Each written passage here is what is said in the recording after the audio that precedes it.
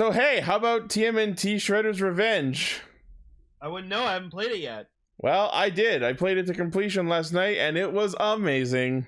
I know you went into like such depth in like posts about it. I was like, holy shit, he really loved this game. I was giving my review. Yeah, I know. So yeah, that's what came out this week. That's what I've been doing. I've been playing a lot of Fortnite, but I kind of want to play Overwatch too, so I've been playing Overwatch again. Cool. So, yeah. Cue the roll call. We are live!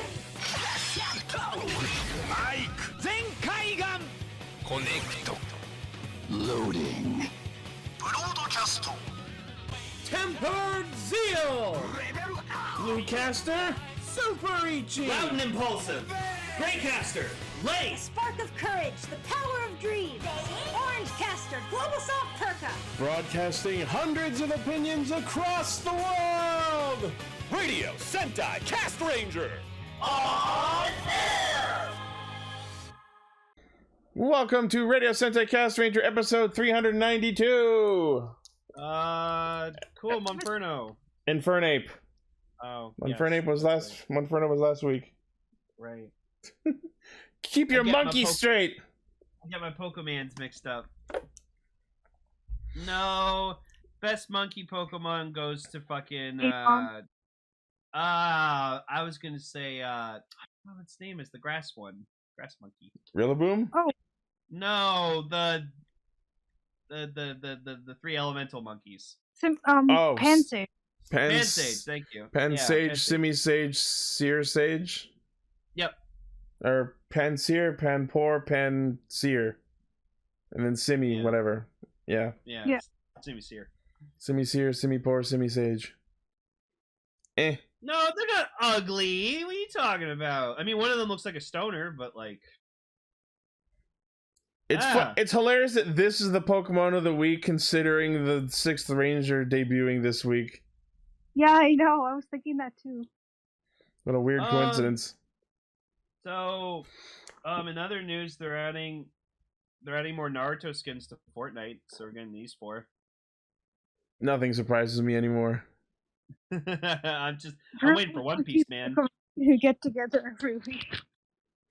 Well, I was about to say we're a bunch of elemental monkeys who get together every week to talk about Kamen Rider, Super Sentai, and a third thing. Yeah. Also, I decided to get myself a little early birthday present, and I purchased this Figure Arts Metal Build. So, Nice. Yeah. Meanwhile, I'll be soon making my selfish birthday purchase. I'm going to be buying the Quest 2, Oh wow, nice. the VR helmet. Also, I bought a Black Series Imperial Probe Droid like figure, and so then I posed my Darth Vader in front of it, and then I just thought of like a really funny idea where it was just like stand user Darth Vader, stand name Imperial March. Oh my god. Look at all the Oh yeah, Rowlet's my favorite grass Pokemon of all time. Like just Rowlet, like that, just the first form. Mine's Decidueye. No, Rowlet's adorable as shit. But yeah, anyways, between now and next week is my birthday. Next Wednesday. Yeah, I Yeah. know. Awesome. Happy birthday, Ichi. Happy birthday! I got you Sonic Origins Deluxe Edition. Yeah, so I'm going to be streaming that next Thursday. Hell yeah! I'm excited. I wanna relive playing CD as Tails and cheesing it. I'm so excited to play through fucking Sonic CD as Knuckles, if what I'm reading is correct. Yeah, I hope that I'm actually excited to happened for you. just play Sonic CD because I never have. You haven't? It's one of the best ones. It's like It is second. the best one. I actually just think like- Sonic 3 and Knuckles is better, but Sonic CD is a very marginal second. Got time travel. Yeah. I absolutely love the animation in it, but Yeah. I've never actually played it. Apparently now in the anniversary version, there's going to be like cutscenes bridging the gap between each game. Oh, that's Oh. cool. Yeah. Anyways, we should talk about what we're here to talk about. So this week we're talking about Kamen Rider Revice episode 39, Donbrothers episode 15, and for our feature topic, episodes 1 and 2 of the Kamen Rider Vail specials. That's my reaction. Wow. And everyone's been having fun with the Dolly Mini ever since it Oh yeah. finally I think came out. Oh, I've just been putting RoboCop in fucking everything. yes. yeah, I'll probably post the best one I've gotten, which is this. Yeah, that's a good one. Yeah, something about Ken being a hobo in Street Fighter 6 now. Oh yeah, because apparently his wife divorced him and took the kids. I didn't even know he had a wife, but okay. I didn't see Yes. it either. Cool. Is like there a main character, well, not main character, but character to Hobo Capcom pipeline? I don't know. The same thing happened with Phoenix, right? All I Oh. know is one of my favorite characters, Ed, is coming back, so I'm happy. He's a clone of Bison who learned boxing from Balrog. Yes. Ed. Yes, Ed. He's great. All-powerful Ed. The cape for Ed. Yep. All right, let's get into Revice. Woo! Wait, no, I forgot. I almost forgot. We have news. News mode. Oh yeah, there's news. News mode. All right, so first on the news docket is the announcement of another Revice special, Birth of Chimera. And we just get a full shot of what is presumably Kamen Rider Chimera.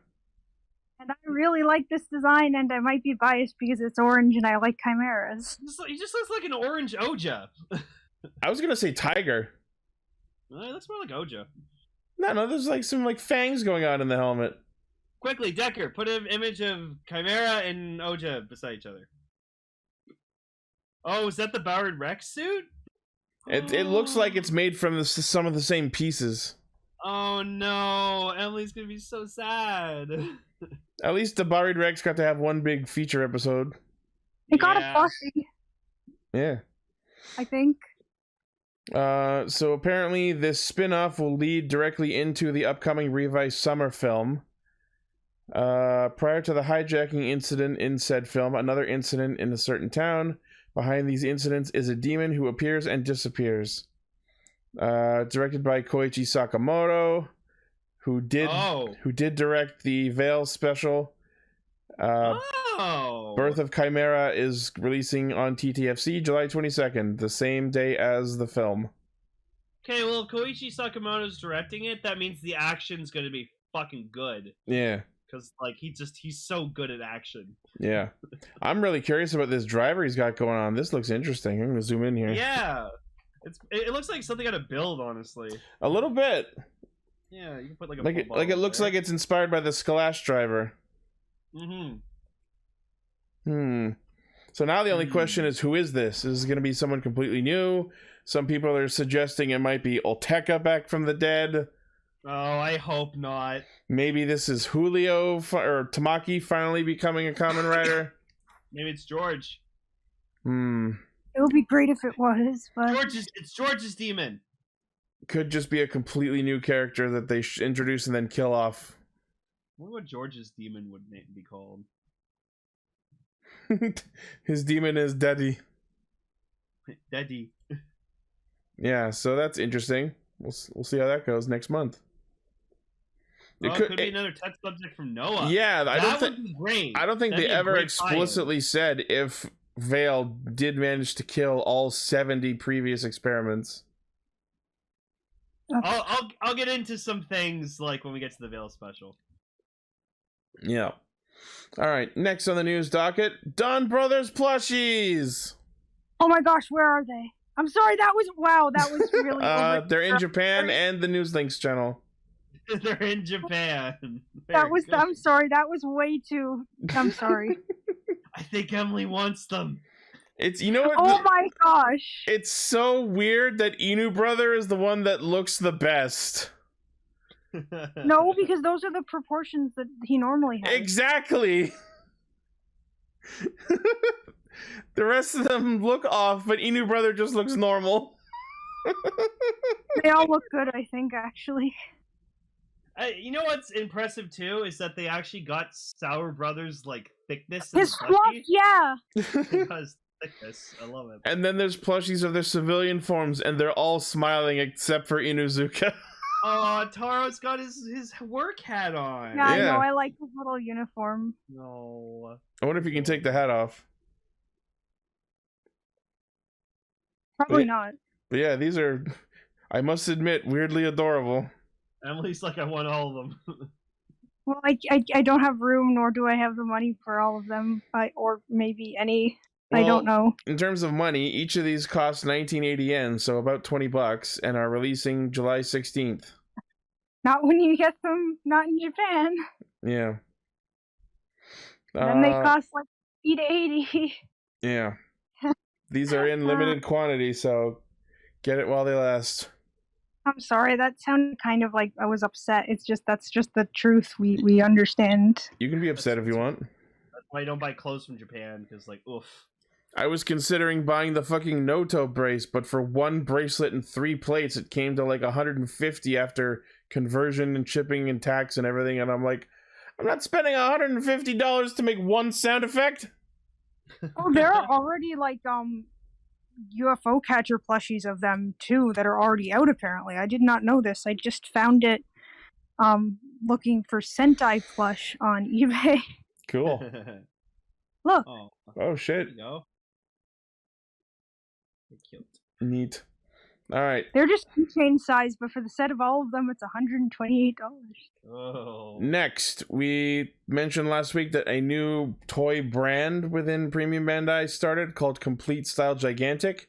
And the first thing they've announced for release is the Kamen Rider Kuga Titan Sword. I mean, if you're gonna start off this line, that's a good place to start. Yeah. And Now, the best part is it includes the golden extension from Rising Titan. now I can go attack a Grongi in a fitting rage and fucking impale them with a sword. I mean, there wasn't Just like much in the stop. show. I was gonna say you could do that before. I know. Now I can do it with a properly scaled sword. But yeah, me in the chat were talking about like all the different like ideas for weapons. I'd like to see them do like a proper Dengasher. That would be sick. Yeah. So it's mentioned here why they're releasing this item under the Gigantic brand instead of Complete Selection Modification.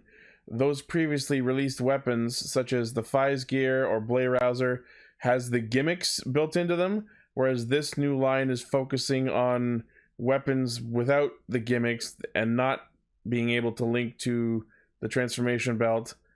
So it's basically just focusing on creating the item itself. It's like a prop replica.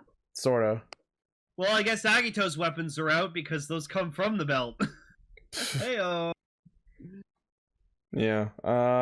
Ooh, I wonder. Wouldn't it be cool if we got like the what was it called, the sword blade gun? What was Kabuto's gun called? The kunai gun? The kunai gun. Thank you. That was it. Yeah, that'd be cool to get a 1-to-1 scale of. Even though honestly, the DX toy is not that bad. It's pretty good. Yeah. I don't know. I can't think of what I'd like to see, but I'll just wait and see what happens. This is cool. I probably won't buy it, but they all they said is that pre-orders start on the 28th, but they didn't say when it's actually releasing or what the price will be. But considering this is a giant fucking sword, it's going to be butt fuck expensive. The Gaim weapons would be cool, but there's just so fucking many of them. Like, imagine they made a 1-to-1 scale Melon Defender. Like, oh shit. I could see them doing like the Sonic Arrow. That'd be cool. Maybe. Honestly, I think the best thing they could do for this weapon line, all of G3's weapons. Oh, we were talking before we started about like Kiva weapons, and you know what I would seriously consider? 1-to-1 scale, full shaft length Doga hammer. Oh, they wouldn't do that. That'd be too much. With opening eye, hand, and everything. It has to be able to open and then the eye glows. Oh, Jesus. That would be rad. I'd like the Garulu Saber. That'd be sick. Dokoken Gekido 1-to-1 scale. Oh my god. I mean, I already have the 1-to-1 scale Seiken sword driver. Whoa, what's that? That's cool looking. That's cool. It's like Vivi if he became a Kamen Rider. Or just like the Final Fantasy Black Mage. No, It's clearly modified from Paradox Puzzle. When you think of a black mage, think of BB from FF9. I mean, I understand because I'm a FF9 fan, but they're not all. Speaking of plushie news, they actually made a plushie of Black Pepper from Delicious Party Freakier. Cool. Adorable. He just reminds me of fucking Tsubasa from Cardcaptor. What about Rosemary? Or what's his name? Shaoran. Now, really, Rosemary does not have a plushie. Aww. Reminds me of Shaoran from Cardcaptor and Tsubasa is what I meant to say. Like a bit like Shaoran Lee. Yeah. Next in the news line, something I'm pretty sure Gar was happy about was the announcement of the Shoto Super figures of Choju Sentai Live Men. Yeah. These are They look cool. good. Let's see. So I believe it is all 5 of them as one set. Comes with the Falcon Saber, Lion Bazooka, and Dolphin Arrow, so it can form the triple bazooka. It also includes their other cannon, the Bio Motion Buster, pedestal parts, Premium Bandai Web exclusive set, 8,800 yen, December release. All right. 8,800 yen for 5 figures, though? Yeah. That's pretty good. Yeah. It's pretty good. They're decent quality. Too. And yeah, the figures look great. Yep. All right, neat. And our last news story on the Power Rangers side of news, we have the announcement of the new showrunner for the Power Rangers franchise going forward, and it is Jenny Klein, who previously worked on The Witcher and Jessica Jones. Oh, okay. Well, I liked both those shows, so... She has signed an overall deal for television content with Entertainment One, and as part of the 2-year pact, she will be the showrunner for Power Rangers. The new series is currently in development at Netflix, and she will collaborate with Jonathan Entwistle, who is overseeing the Power Rangers universe, both in film and television, since signing with E1 in 2020. We don't have any specifications on if the upcoming series will be based on a Sentai or if it will be its own thing, but I know there have been some rumblings over the last year or so about how they were going to try and make their own Power Rangers going forward. So I don't know if that's actually going to happen or not, but I would like to see what comes of it. Yeah. Sorry, I cut you off, Emily. No, I just said that would be interesting. Yeah, so we'll see. Congrats to Jenny Klein. Let's hope the franchise is in good hands. Every year, I just keep getting less and less, or more and more distant from it. Yeah. So. And that's news. All right. On to Revice.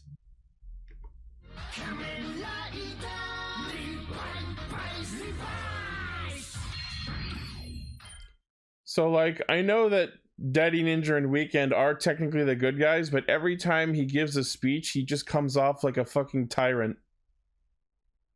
I liked when he yelled at fucking Hikaru, just put him in his place, and then like he knocked over some stuff, and then you just see like Daddy. Yeah, him and fucking Masumi are picking it standing up, and there he's like, just well, someone has to pick up these papers. Yeah, don't worry about it, normal, healthy human. You leave it to the old man with the burned face and who was almost died last week performing a surgery. I liked he was picking up the papers, and he's like, that was a little harsh, wasn't it? And he's like, should have been harsher. And he's like, okay.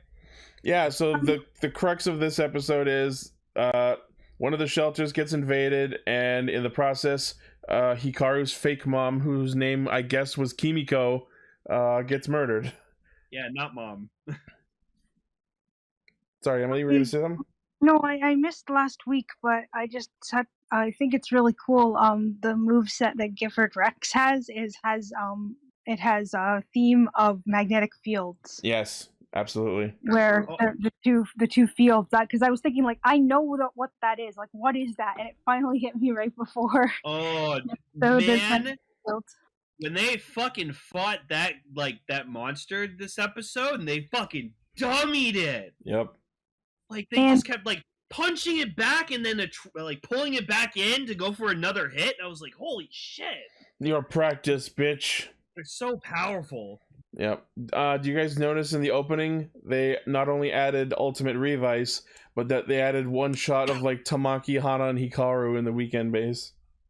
Oh no, I didn't. I'll have to see that next time. Yeah, that's the shot. Oh, cool. Fucking Tommy, take that fucking tie off your fucking head. Let him be a revolutionary. Oh yeah, Vice sitting in the car was so funny. Oh yeah, and then Hideki like edits fucking footage of them. And it's Hideo. like, oh look, they're whatever. Yeah, he takes footage of the fucking revolt and like edits it out of context and makes it look like the Weekend people and Revice are attacking citizens. Fucking bastard. Like Weekend thinks Coolsville sucks. I'm sorry. And I just have to express my utter disappointment of once again Over Demons is useless and Hikaru is not a character. They've been trying, but it's like too little too late at this point. Freaking Emily mentioned Coolsville, and I just like the other day I was watching a compilation of like why Scooby-Doo's not for kids. No. It's just Fred talking to Velma. Hey, I'm very complacent with like how I see women. Nerdy chicks like you turn me on too. Oh. And I'm just like, oh no. Yeah, I'm not getting into that. That movie's 20 years old now. Like, God. I just love that there was, I forget who, but the guy who wrote the movie did it just to villainize Scrappy Doo and succeeded in killing him off from the franchise forever. Yeah, James Gunn fucking wrote that movie. That's who. James Gunn. So yes, that's the one part of the movie I don't really like, actually. So yeah, we finally, after several weeks of not talking about it, finally brought up the fact that using Revice's powers is making Ikki lose his memories again. And while I'm kind of mad that we haven't talked about it in a while, Ikki in this same conversation brings up a good point. How the fuck would he know that he's losing memories? And it seems very random which memories he loses, although I guess maybe they're very specifically family-related memories. Yeah, because it's all photos of him with his family that are disappearing. Yeah. But Vice is, I know this is silly, but I like Vice more and more every week, and I already love him. Yeah. I can already see where this is gonna fucking go in the terms of ending of this series. Like, they're gonna defeat Geff or whatever like that, and then like Ikki's gonna be like losing his memories completely, that he doesn't remember his family, and Vice is gonna feel so shit about it, and he's gonna be like, no, I have to do something, and then he's gonna like disappear so that Ikki can get his memories back. Because remember, it's the contract that's holding him. Yeah. That's making him lose his memories. So Vice is gonna find a way to break that contract so he'll disappear forever, or until he comes back in a fucking movie from Deus Ex Machina bullshit, and then Ikki will have his memories back. That's calling it now. That's how it's gonna be. It's the exact same situation with Aruto and Izu. The tragic sacrifice will get immediately undermined. Yep. So anyways, I think the coolest moment, my favorite moment in the episode, was George visits Hiromi, and George just like, yeah, I got some mass-produced demons drivers for your men to use, and he's like, well, I guess I can't use one, huh? And he's like, oh no, your body's like fucking all shit, you can't transform. And then at least you can command them. and then he says to him, I know it's probably not going to mean much because of how late this is. I'm sorry. And then Hiromi just does the best thing ever, where he basically does want to punch him in the face, but then he realizes it's a callback like, to when he did the same thing earlier when he was pissed off. Yeah, and then he wants to punch him, but he's like, we have more shit to worry about right now. And then as he's leaving, he just kind of like puts his fist up in the air, and it was like the end of one of those movies with a freeze frame. Yeah, and I just was like, it was out of nowhere, but I was like, all right, Hiromi, that was cool. That was a really nice moment between them. And I also, as an aside, want to express my immense disappointment that the mass-produced Demons drivers are not all gray. Yeah. As a gray lover, I am very disappointed. Right? I'm sorry for going backwards. That's okay. But I really like how Vice seems to believe that there's a way for humanity and Gift to get along, which I really hope is in fact how it ends and not with them destroying him. I can't fathom what they're gonna do, but the fact that they're talking about it so much means it could happen. Yeah. Are they gonna like purify GIF, or they're gonna figure out a way to actually communicate with him? And it's like, guys, I'm cool, I promise. Also, Daiji is. I didn't. Apparently, you were saying this last week that I think Daiji needed Kagero to remain balanced because he's sort of turning into Kylo Ren. Hiromi talking to Daiji last week, as I mentioned on last week's episode, that made me realize the utter fucking brilliance of this show and this plot arc. Hiromi got way up his own ass about being demons and fighting for the sake of justice because in episode 1 they exorcised his inner demon. So he got so wrapped up in his idea of justice that he wasn't thinking straight. That's why he pushed himself as hard as he did. And now Daiji, without Kagero, is doing the exact same thing, but to a further extreme.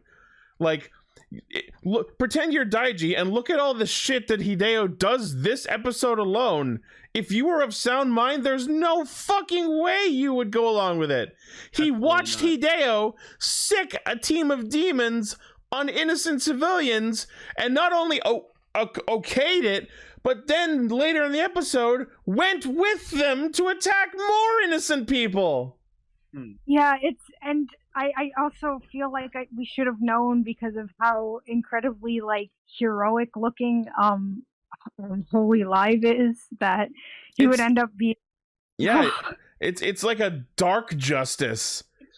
And then I'm gonna make this in the best way I know Ichi will find fucking hilarious. Then there's just a scene where Daiji's walking away and Vail essentially just goes to him. You're Need a demon? I can make it big. Yeah, like it was like just we're both single now, Daiji. Yeah, he's like, you want a demon? I can help you out. You want to hook up? Get revenge on our exes? Okay, so to this scene. So we now know that Daiji's like in his own little kind of pocket world of like how he sees, because he just thinks he's protecting everyone, but I feel like he's doing it in such like a dark way. So I would have loved in just the scene where he's henching. I just would have loved to see him just put on the fucking Evil suit. Oh fuck, man. Because like with the way he sees justice right now, he does not fucking deserve to use Holy Live. You know what would have been cool? If, like, because Kagero powered up the Holy Live stamp and now his sense of justice is corrupted, I think it would have been cool if the Holy Live stamp turned back into the Crow stamp and we got, like, a black version of Holy Live. That would have been cool. That would make perfect sense and also be, like, shorthand for the audience to know something's going wrong, I guess. Yeah, just call it Unholy Live. What I'm thinking is, what if, in order to fix him, they have to somehow bring Kagero back, and them uniting into a fully formed person again gives birth to a new final form? That's what I was. I really like Holy Live and don't want it to go away. Oh, no, of course not. Holy Live's a great suit. Yeah. But I just feel like where he is right now, like he just doesn't deserve to wear that suit. Daiji is a very dynamic character. He has gone through more changes over the course of this show than anybody. It's been an up, down battle, and he's currently on the downswing, and we all hate him where he is right now, but we all know that he will change and he will get better. He has to go through this rough character arc. He has to get the sense beaten into him, and he'll get better. Oh, Keep yeah. whacking laptops. And the best moment of the episode is him smashing the monitor. Yeah, that was the one where I put in my notes. He's acting like Kylo Ren. No, I just saw him. I saw him do that, and I'm just like, oh, okay, Daiji needs a timeout. Or as I think Jerry in our chat, Daiji's having a crygy. Daiji's having a crazy. That's mean. Come on. But like the gif of Daiji smashing the monitor has to become a meme in the fandom. Just any. It is a good. Yeah. It's a good meme to use for impotent Twitter rage. Like Twitter rage, or you see like a toy that it's coming out, but it's sold out or it's overpriced. Yeah, anything that would make you want to punch the laptop. And like It's amazing too, because Daichi's actor is only like fucking 18 years old. So like the amount of like fucking acting and like emoting we're getting from this guy at that age, that's impressive. Oh yeah, So- especially when he starts crying while the people are like rejecting him and throwing shit at him. But my favorite, I loved seeing Sakura just want to fucking beat the shit out of him, like beat the sense into him. Yep. And then It's Premium Bad Day! damn it! Ah! And yeah, so Sakura beats crap out of him, and then I just love that like Daiji Henshin, he just pulls a fucking gun on his siblings. He's just Yeah, like, I was like, whoa! That's the end of the episode. Is he pulls a gun on his family, and then the episode ends. Because I was thinking, oh, where's this gonna go? And then it just ends. But yeah, I love he falls down and he's just kind of like crying. He's just like, I just want to protect the world. And I'm just like, oh man. And like his speech, his whole talk about like how can people not see this? Like he, in all honesty, he makes a lot of really good points. But it's a war where both sides are doing messed up things at this point. He has the right mindset. He just the way he's doing things is wrong. Just acting about it wrong, the wrong way. It just calls back to when Roshuo made his big play back in Gaim, cause like he fucking nukes America, and Michi goes, you know what? We should side with this guy and stop fighting, or we're all going to die. Ha ha ha ha! Here's the sweater of evil. America thing, yeah. Although, like, it feels like Daiji gave in to despair after much less provocation than Michi did, because like all we did was see Gifu just like show his power against a couple of people. It's not like he nuked the entire fucking North America. Yeah. Those people were people who were close to Daiji, so Yeah, but like it's the statistic unfortunate thing. yeah, That's right. I love Sakura just the whole time. It's just like, you're a fucking idiot, Daiji. The thing with Daiji is, like, for him to come to this conclusion of, like, yeah, we should not fight him because if he'll just fucking murder us, that's understandable. It's just, like, it's the fact that he's completely unwilling to listen to anyone's opinion otherwise. And, like, the whole thing with Akemi being murdered, he just refuses to listen to anyone. And like, it's the blind rage and the blind despair that is Daiji's fault. But hopefully someone will tie him to a chair long enough to slap his fucking face off and actually tell him what's going on. Into a chair. Like, they just gotta, like, put him somewhere where he can't do anything and just talk at him until he understands. Whatever that requires. Tie him to a chair. I feel like his mom just needs to come and just give him a good spanking. Honestly, with the way this show prioritizes family, that might be what it requires. Yeah, just yeah. his mom come in and just be like, Daiji, Daiji, go to your room! Yes, No, Mom. you tonight, mister. Oh, man. No bats for you for a week. Oh, Mom. Whoa. But yeah, another really good episode. Daiji's going through his whiny bitch character arc, the second edition. But We're in the end game now. We'll see what happens. Yeah, we're in the end game now. Next week's episode is about infiltrating Ararat, and I guess Hideo transforms into a new kind of Giftarian. A stupid name, Ararat. Well, it's based on an actual myth. I forget what it is, but I talked about it when it was first mentioned. Yeah, I remember, like, a lot of the things, like the organization being called Noah, like Noah's Ark, and... Yeah. Well, anyways, Donbrothers!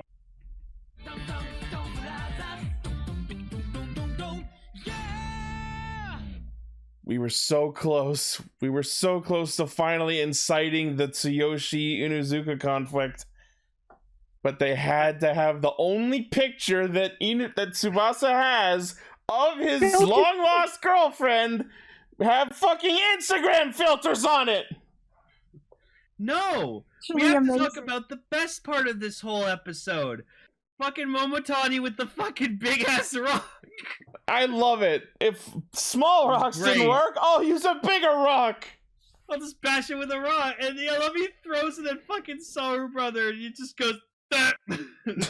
You find out in this one that having your points drop into the negatives removes some of your abilities. So Ani's sister actually, Haruka, loses the ability to walk, and all I could think was, is this Yuki Yuna now? Have they all reached Mankai state? Like it, Oh, I know it's but then what awful, but happened- like the way she just like all out of nowhere, all of a sudden just drops to the floor was for some reason hilarious. And then we find out what Saru. Saru brother lost, and it was his ability to do haiku. And that apparently is so bad that he just accepts death when Jiro comes to murder them. He's like, yeah, you can just watch me. My life is over. First of all, it's also Jiro coming to murder him. Also, Jiro is awesome.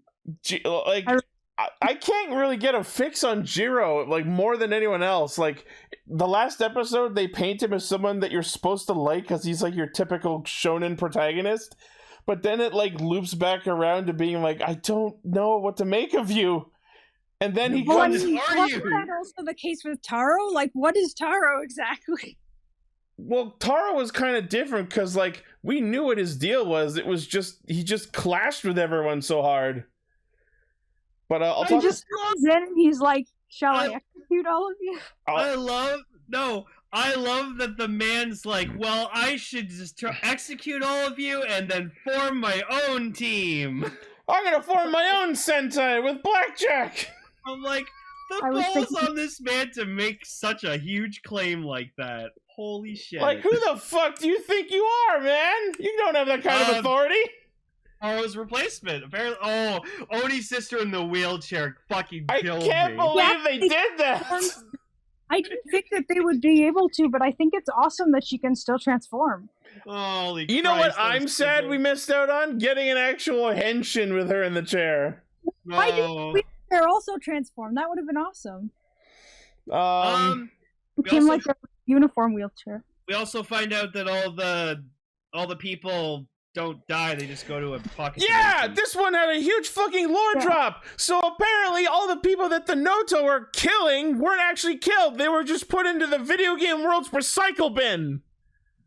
I mean, you like we called that. Like, I remember, like, way back in like episode 1 and 2, you were like, I bet they all. I think you even used that exact terminology. You're like, I bet they all just end up in the recycle bin. But here's the thing, though. When we see the Noto murder people, quote unquote, we saw them in those cubes, but didn't we also see those cubes shatter? That's why we thought they were dead. It's possible to shatter the cubes, I think, but But then, we see in this episode that no, none of them shattered. They're all just alive in this recycling dimension. it's a facility from Cabin in the Woods. I love that, like, Momotani just, like, he gets in because they find a way, like, Sonoe's like, oh, I'm gonna slash, like, this guy or whatever, so he teleports away, and then, like, you can grab onto him to teleport into the pocket dimension.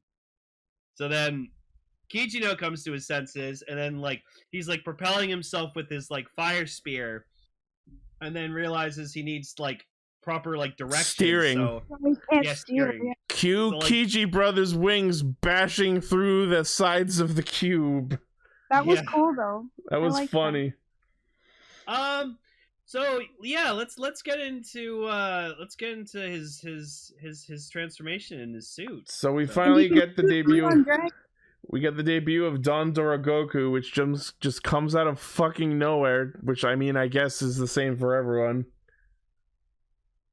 Who voices the stuff, Ichi? It's voiced the Ryuko Nogeki is voiced by Romy Park. That's Like great. Edward Elric. Edward voice actor? Elric, Dayu from Shinkenger, It's Gaia from Bleach. and a lot of other roles. But yeah, I just love hearing. I'm actually super disappointed that the changer itself doesn't say the name of the form like the Dawn Blasters do. Oh yeah, she was also Precious from Ryusoldier. Oh yeah, That's right. Like, Re Soldier's just out of my brain. Right? Oh man. Good gracious. Um, But so- yeah, no, I will say I like that this guy can like basically pull a Fies with his Hisots, where he like glows. fucking like glows, and you only see the red parts glowing on him. And it I looks will say super his badass. Hisatsu was pretty rad. Yeah. Dragon is really cool. Let's see. But yeah, so the monster of the week was Kijino, who, infuriated by Miho's accident, gets really uppity about traffic safety because she was hit by a motorcycle, so he runs around as the Geki Soki based on Car Ranger. And just disappear. Makes cars disappear. Makes cars disappear. Can't There have can't be traffic any accidents. Traffic accidents if there's traffic. If there's no cars. Yep. And he even did the pose with like the spinning in the arm and everything. So of course we get like a part where like they get Taro back, and then Taro and Momotani do a Double like, henshin. henshin together, which is pretty cool. Yeah.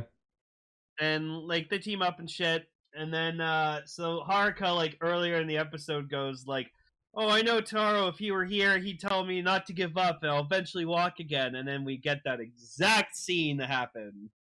Then she trips over a root and falls onto him. Oh, that was fucking hilarious. I wouldn't have thought that Taro would be supportive of her as he was, because this is the man who'd rather die than compliment his team. Yeah. Maybe Also, I love he's like my companions, and she's like, "Say it again." Say it again. My companions. Say, One more time.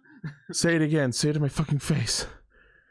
Like, Say those words and I'm yours, my companion. Haruka is seriously down bad with like some form of Stockholm syndrome. She should not be idolizing this man as hard as she is. She is like, this almost seems like some like reverse predatory kind of thing where like, even though like he doesn't give a shit, although in this episode he kind of softens up a bit, so now I'm wondering if like maybe now that he's died once he'll lighten up. No, okay, Kaguya. It's not that like he encourages, it's just that he can't lie. So sometimes when he speaks the truth to people, it can be encouraging or positive, but most of the time it's negative just because he has no choice but to tell the truth. But sometimes the truth is positive. So Oh my god, like this episode was all over the place. I love that Sodoi also was like when Momotaro came back, when Momoitaro came back, I felt joy. I felt joy. And then he's like stalking him from like a court, from like a hidden place, being like, "I will defeat you next time, but this time with honor." Yeah, he's just peeking in on it. All right, Kaiba. All right there, fucking Fuwajuzo. Basically, what he is. Kinda. Same fucking dude.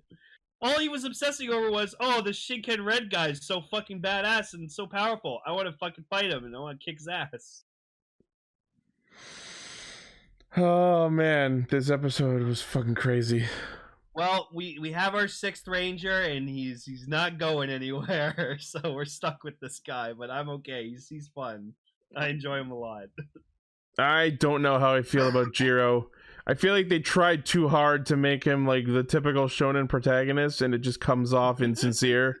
And then the stupid asshole goes, "I'm the replacement for your dead leader. You know what? Now that I think about it, it's your guy's fault he died. So I should just murder you and start fresh." Oh yeah. Also, Oh we got a brief explanation of how he met him. Like apparently, like he was in high school, and like Taro gets like surrounded by a bunch of like fucking high schoolers, decides to like not fight them, and for 30 minutes they just beat the shit out of him so much until they get exhausted and can't fight him anymore. And then he just takes his hands out of his pockets, and then we see a camera rush over towards Taro, and we're assuming that's Jiro. We don't actually see him, and I'm like, oh. So what we're seeing is Momoi pulls the Homer Simpson approach to fighting and just tanks like a boss. And then, or SpongeBob, that's... I mean, the one shot from that Simpsons episode that always really fucking makes me cringe, and like, is when like Tatum just comes in and just slams his fucking top of his head down. Oh God. Yeah, I feel that. Hit every him time. back! Oh, the melon's right. I've got to knock him out. Are you an angel? Yes, Homer. All us angels wear straps. Slacks. Oh, yeah, slacks, right. Perhaps.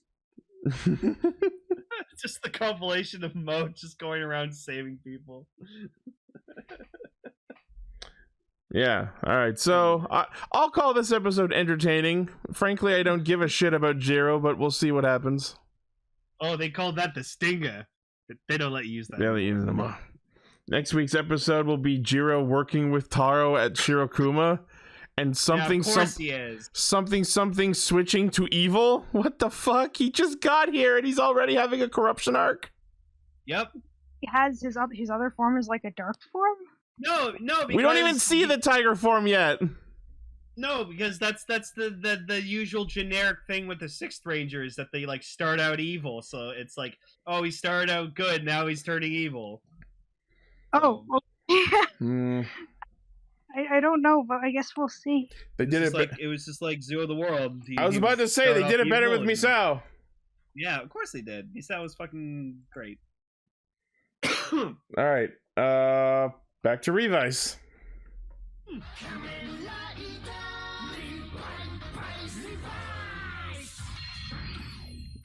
So the Kamen Rider Vail specials, the story of Shiranami Junpei.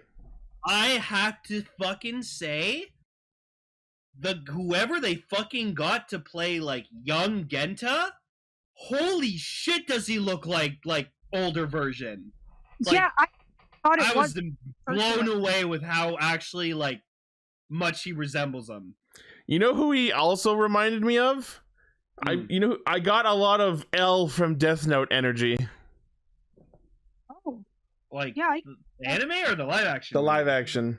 I haven't seen the live action movie. I mean, just L in general. Like, really scruffy, pointed hair, kind of slumped over, low energy, but, like, determined as fuck. That's true. I mean, L was my favorite character in Death Note, so. I'm impressed by how much story they crammed into this first 15-minute episode. Can I just say, so this is the point I wanted to get to. Imagine they made this show the way they made Amazon's. Oh, fuck. Imagine with that budget and that level of intensity, how fucking awesome this would have been. Like, more awesome it would have been. Yeah. Oh, dude. Also seeing young Daddy George, that was incredible. Yes, young Masumi. Not expecting that. You know he who looks great. You know who he looks like? You know who Masumi's actor looks like? He looks like Gaim. He looks like Koda. A little bit, yeah. Just if you had like kind of like a nerd role. If Koda grew up and became an evil scientist. Man, I just remember when we found out he had a twin brother and we thought he was going to show up in the show. And it was just, oh no, he just showed up to set. Like, to cheer his brother on. Damn it. So, the bathhouse, I don't know if they mentioned this in the show at all, but they mentioned in this that the bathhouse is Yukimi's family home. Wait. Kaguya, that fucking George's dad, that was Daiji? Daichi. Holy shit! That's Ultraman X's fucking protagonist. Cool. I did not recognize him with that hair or those glasses. God damn. That's cool. So the story at play here is 25 years before Revice. The organization known as NOAA, under the direction of Masumi and this guy who looks like King from Kiva, Agari Yama was his name. Oh, this guy was a douchebag. You know what? I feel like, you know who they should have gotten to play this dude? Should have gotten fucking Dr. Maki's actor. Maybe. He played Tachibana on Amazon's. He could just play the exact same fucking character. Yeah. But that guy gave me King from Kiva vibes. He did remind me of King a bit, yeah. Also a little bit of what's his name? Like the Eternals actor. Oh, Mitsuru Daiji Matsuoka was the actor's name. That is Daiji. Holy shit. Amazing. I honestly can't tell that they're the same person. Yeah, no, well, I mean, okay, the picture of him in Ultraman, that's from like 2015. So that's like a long it's time been ago. 6 years. Well, 7 years. Yeah. Anyway, so the idea is that Noah is this organization through which Masumi creates the Vice stamp system and the Veil driver. And apparently they've had 70 failures, which is what all the demons that Veil ends up fighting are. And Gee, I wonder what this sounds like. Not Amazon's, of Yeah. course. And our protagonist, Shiranami Junpei, who apparently went into a bike accident, and they mentioned that he fell off a cliff and was reported missing, just like Hiromi. Yeah, that I guess that is something that happens. Yeah. Is So- there a lot of biking off cliffs in Japan, or is it? I guess people just go missing off the edges of cliffs often. Yeah, I know a lot of people bike, and I know there are a lot of cliffs, but do people often bike off cliffs? I See, guess. I used to own a bike when I was like 18, 19, and like I learned how to ride a bike finally at that age. You ever go off any And then cliffs? I Yeah, I did, was no. gonna ask- No, but I did ride a bike for like a while, and I used it to get around. And then one day I accidentally fell off my bike into like a little small ditch, and I was just so fucking traumatized by it that I never went on a bike again since. Valid. Fuck that That shit. sounds scary, honestly. Yeah, it's terrifying. I don't want to do that ever again. So of course there's like a part where we hear Genta or Junpei, sorry, get in touch with his inner demon, which obviously is Veil, and he's like, "Oh, don't worry, Junpei. I'll help you track down the demon that killed your parents." And I'm like, it was probably you little fucking bastard. And then we actually see a flashback in one of these 2 episodes, and like that, it's clearly Veil. It's fucking Veil. Like, it's no ifs, ands, or buts about it. No, but It's the funny thing fucking is, him. these specials aired before Veil's actual form showed up in the show, so it was supposed to be kind of a mystery. But like any Toku fan who knows tropes can piece together that's clearly Veil. Yeah. Like, I thought that it was already confirmed it was Veil, but I guess no, they just... This Well, aired just before Veil fully materialized in the show. Okay. And now that we know that the show takes place in 1997, and that's when like Kamen Rider Vail like first came around, that explains like the pants. Yeah, the I was pants like, oh, so he's a They're like- 90s rider. I'm like, that's they're like- awesome. Yeah. is normal that he wears when he's untransformed, so does that mean only his top half transformed? I think they just didn't put any effort into designing the suit. It just was function over form. But like, Well, I like holy- the pants. I wish there were more riders with not tight ass fucking pants. Well, I mean, Kamen Rider Yongo didn't. That's another good example, Yeah, he had a flight suit on, right? and he was voiced by Eternal. Yeah. So But yeah, no. As much as I'm not a big fan of Veil's design, like except for the pants, because pants are great. I actually like um, Veil's design. It's certainly better than Overdemons.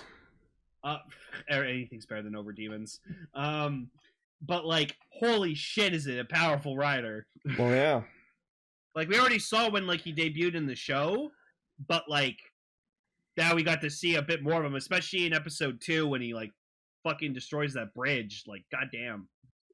Oh yeah, Orb in our chat makes a good point. Veil's design is less flashy because Masumi is less of an eccentric weirdo than George. Oh yeah, because George is like the full fucking rider weeb. Yeah. You're weird. So the idea is that the failed experimental demons are out attacking people. They dispatch Veil to destroy it, and then they tase him and bring him back in. And that happens a bunch of times, and it just drains the soul out of him. He's eventually gotten to the point where he's just like, yeah, I don't really care what happens. He even lets civilians get hit Oh, with yeah. the debris, but He throws He people ends up- around. yes, he ends up meeting his true love. And Played where, by Hammy. yeah, for Chameleon Green. And I love that this scene happens in Betrayal Alley from Saber. Oh my gosh, it was betrayal. Good old Betrayal Alley. Right? I love it. Oh, it's now Ellie. Sorry? It's makeout point. I It's- said now it's Romance Alley, and then I said it's makeout point. I don't know what. Oh, wow. But yeah, episode 1 ends with Vail Hisatsuing the demon so fucking hard that the bridge above them collapses down, and then Yukimi comes to fish him out. And then takes her to the bathhouse we all know. Yeah. And she's like, yeah, my parents died, but I got this bathhouse. Everyone's parents died. That's just a thing in Toku. So she tells him to, like, take a bath, and what she does, and, like, he's kind of against it because he's just trying to be, like, this, like, kind of badass loner who doesn't give a shit about anything. But then, like, you can tell, like, he's having the bath, and he's like, this is nice. Can you not be a loner and enjoy having a bath? And then Yukimi comes up with the name Genta for him. She's like, I just think you look like a Genta. Well, there's a reason, but you'll discover where the name Genta comes from in one of the later episodes. Okay. And then she makes him curry, and then she's just like, yeah, you're cute, and, like, smiles at him and stuff, and he's just like, he's like, I'm not hungry, and then just immediate stomach growls. Lol. And then they go shopping at the mall for some reason, and then Noah comes and arrests both of them. Yeah, no, I like that, like, the soldier we keep seeing, who I like to assume is Boo. Like, that's Boo-san. So. Do you want me to say yes or no? Sure. Yes, you it's saying, Boo. Yeah, you say that already insinuates that yes, it is. Well, it could have confirmed that he was not him or that he was someone else. I could be telling you that, but yeah, it's Boo. So he comes into the office with, like, to see the two guys, and he's like, we have found him with a civilian, and then, like, they're like, he might spill information about us to her and eliminate him. Well, not eliminate, just bring them both in. Yeah. Bring them in to eliminate them. But yeah, just fucking all those shots of Junpei in the cell, and then just Boo and the soldiers walking in. I'm just getting flashbacks to fucking Komaru and Ultimate Despair Girls. Oh, so Hammy sings a song. Yeah. I think that's Hammy. I think it's probably her. Probably Hammy. The ending theme is pretty. It's nice. Yeah, I like it too. It's whimsical. But yeah, so that's the first 2 episodes. I like it. I think it's cool. I like that we're getting more lore in the Revice universe. Oh, it's sung by both young and old Yukimi. Oh, nice. A duet through time. That's like isn't that like in the Kifa movie when fucking Yuri and Yuri and Megumi would sing, but that's mother and daughter, not the same person. Oh yeah, that's true. Yeah. Remember they both henching into Ixa at the exact same point in time? Well, in the same episode, but yeah. I know, but it was supposed to imply, like, oh, this was the exact moment, like, fucking 20 years ago that freaking Yuri transported to the day. Wouldn't surprise me. Second, minute, and hour. Wouldn't surprise me, but they never... Oh, excuse me, sorry. You okay? Yeah, I'm still recovering from a cold, so... a little gooey. But yeah, these specials are really good, and I've already watched the rest of it, and the rest of it is also very good, so I'm looking forward to discussing those, which will be next week, because Jikai Radio Sentai Castranger! We will be doing Vail episodes 3, 4, and 5. Oh, fuck, there's 3 more episodes? Yeah. Dude, so, yeah. We never finished the rest of that, the other Revice special, the one with fucking, Kaido. You know, the one where they're trapped in the house and there was like the murder mystery and George like has fought with Excel and stuff like that. I'm pretty sure we did. I didn't think we finished the rest of it. Maybe I wasn't here for that. I don't know. I don't remember. Hello? Hold on. Hi, we're here. Revice the Mystery 4 and 5. Yeah, you were not there for that episode. Okay. It's episode 381. All right. So yeah, that is Castranger. All right. As always, thank you for listening, watching, liking, favoriting, sharing, subscribing, hitting the bell, and being awesome. I guess Yeah. Emily can't hear us. As always, the primary source for our hijinks is castranger.podbean.com, and from there you can find our Facebook, Twitter, Discord, Patreon, merch store, and all of our other things. Yeah. Go buy our stuff. Buy our merch. Buy our It's merch. kind of outdated, but Yeah. Got onesies. Yeah. All right. Thank you all once again, and we'll see you next week. yeah, take care, everyone. Stay safe, and Bye. thanks for watching or listening.